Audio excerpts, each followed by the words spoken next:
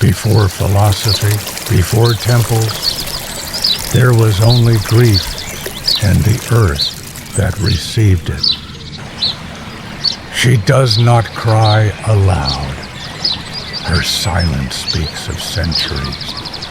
Her tears water the root of remembrance.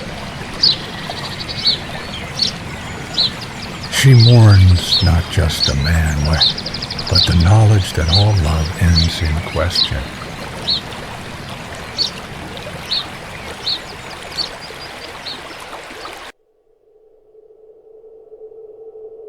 We drift through a universe so vast, so ancient, that even our entire history is a flicker. And yet, here we are, small, fragile, asking questions no other creature dares to ask. Since the dawn of time, one question haunted us all. What happens when we die?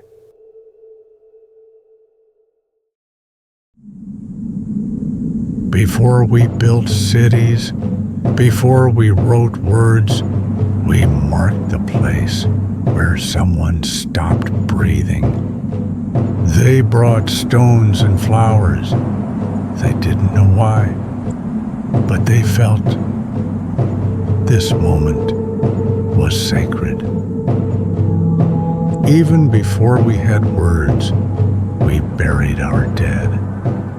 We sensed something continues. They hid in caves from predators, from storms, and from death. Then they painted. They didn't just hunt. They remembered. They imagined the soul leaving the body. The first religions were born not from rules, but from fear, awe, and hope.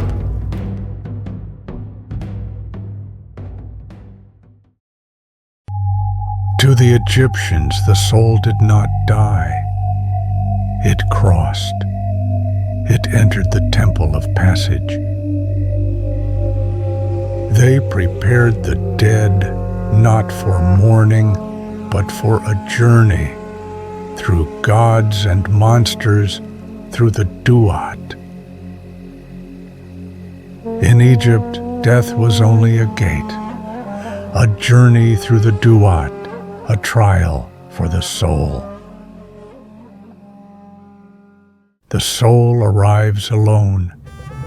No gold, no weapons, only memory and the weight of its deeds. Gods watched in silence. Justice was not blind, it was divine. Your heart weighed against truth. If it was pure, eternal life awaited.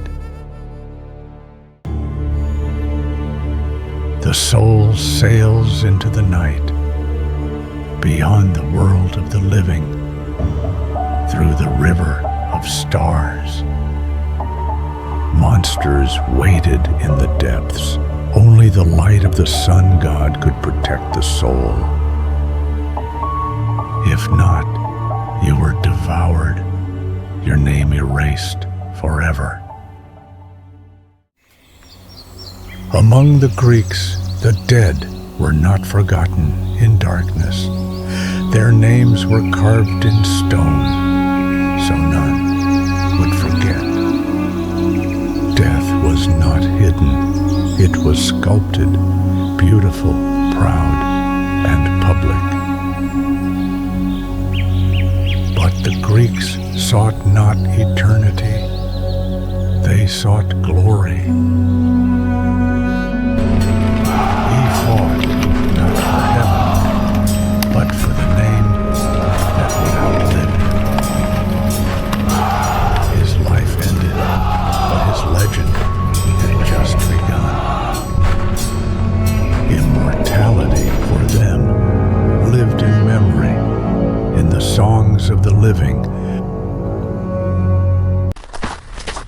In the cold north, death was not feared. It was honored. Fire lifted the soul. Smoke carried it to the gods, to feast, to fight, to live again. To the Norse, death in battle was not the end. It was the beginning. His body returned to the sea, but his soul, it had another course to follow. Burned in flame, the hero was cleansed. A final trial, fire as purification. Burned in flame, their souls rose with the smoke, seeking Valhalla. Beyond the flames, he entered the Hall of the Fallen, where only the worthy dwell. There, the feast never ends. The songs never fade, and no wound lasts longer than the dawn. The Hall of Warriors, eternal feast and battle awaiting Ragnarok. She fought beside them, laughed with them, bled with them, and now they gather not to cry, but to honor. Their sorrow was not for her. It was for the world that would no longer hear her footsteps. Even women of strength would be sung into the sagas. He was not running from shame. He was running toward honor. Pain was not punishment. It was proof that his courage was real. In the East, honor in death was sacred. The soul cleansed by courage. He left no body to be celebrated, no tears to be shed, only silence and a symbol. He did not write an excuse. He wrote meaning. He died not for death, but for meaning. Here, the river is more than water. It is passage, purification, and return. The flames do not destroy. They free. The body returns to dust. The soul moves on. To others, death was a cycle, and life a chance to try again.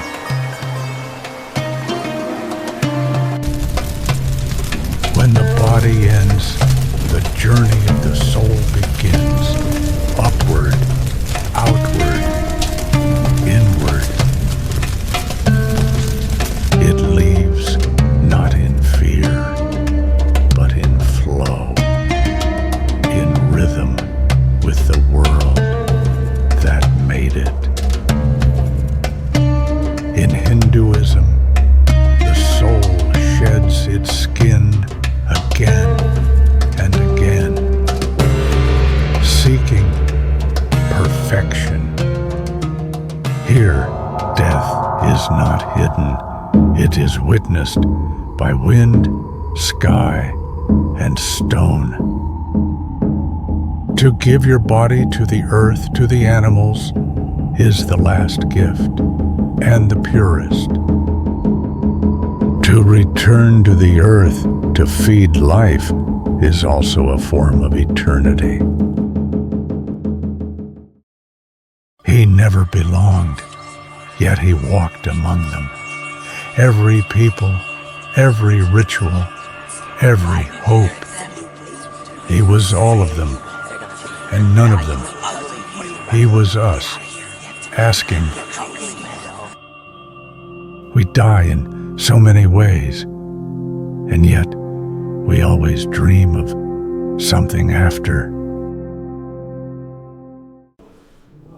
They were hunted, hidden, hated, but even in the dark, they carried light. The tomb did not terrify them. It reminded them the story does not end here. For the early Christians, death was not feared, it was promised.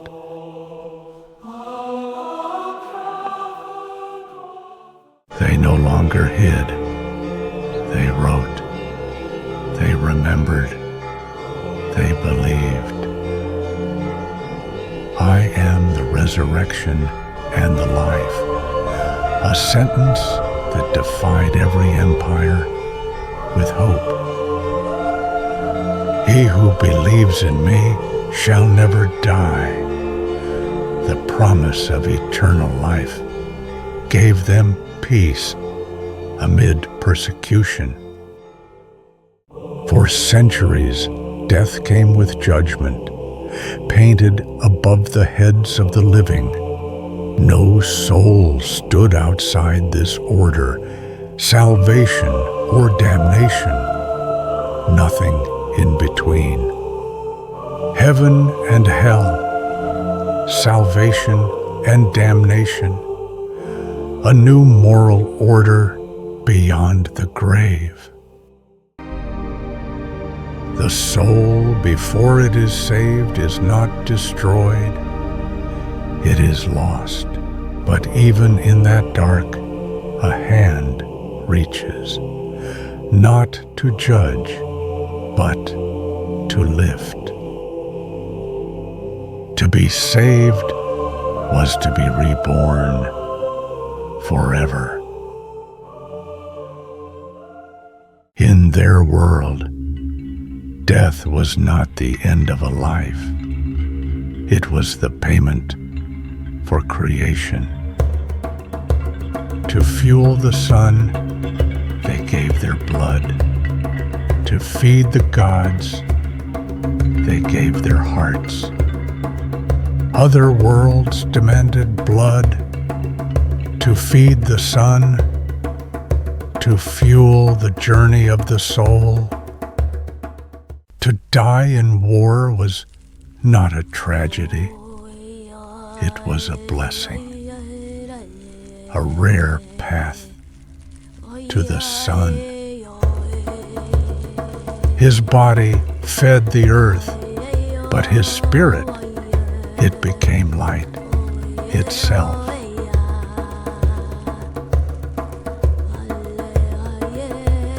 If you died in war, you rose with the sun. If in childbirth, with the moon.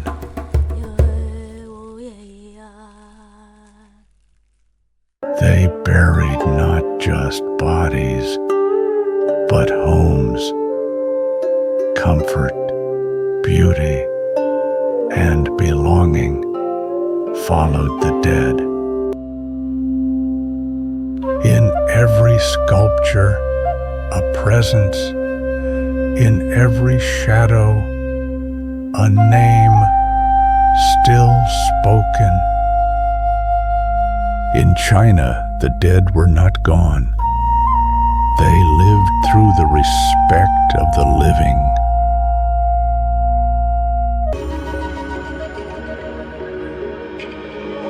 The dead still eat with us. Their chairs are empty, but never forgotten. They speak with those who no longer answer, yet somehow still listen. The afterlife was not a place, it was a bond, generation to generation.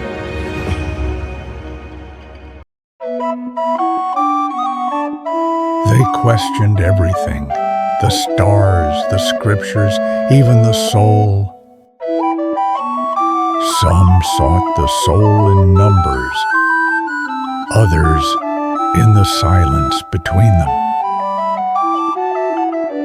As reason grew, so did doubt, but even the enlightened dared not deny the soul completely.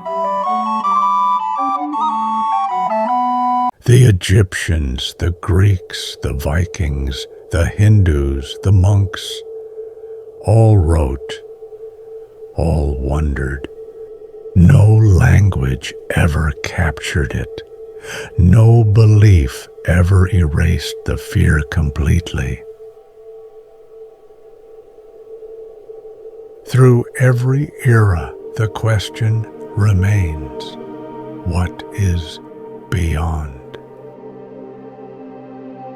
No hymns, no torches, no priests, only one person and 1,000 feelings.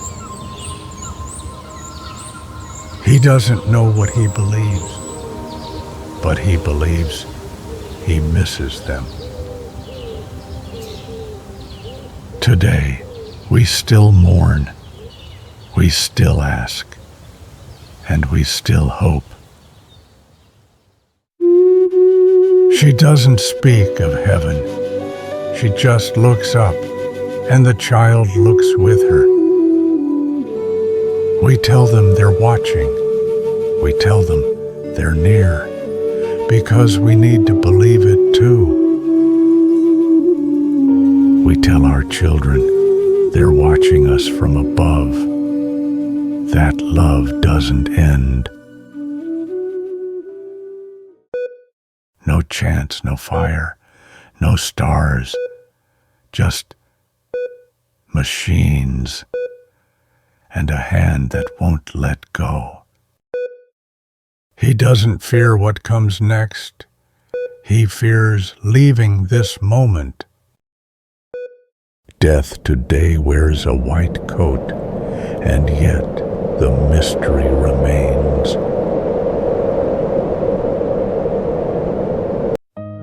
He doesn't read scriptures. He doesn't fear hell. He just misses Grandpa.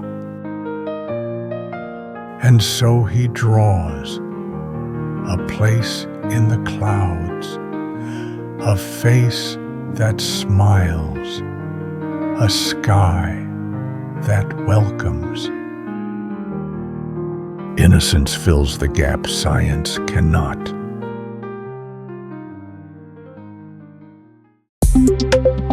They no longer pray to gods. They code toward eternity. To upload not just thoughts, but identity. Not just memory, but meaning. Some dream of uploading souls, of conquering death with code.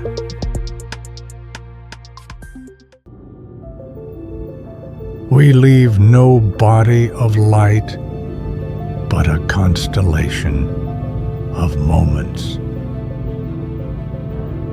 A laugh, a letter, a scent on a sweater, more eternal than statues. Others say we live as long as someone remembers us. No angels, no gates, just endless black, and us, a dot. Every hope, every prayer, every kiss, every tear, all of it, here. And maybe eternity is not out there, but in how we live here.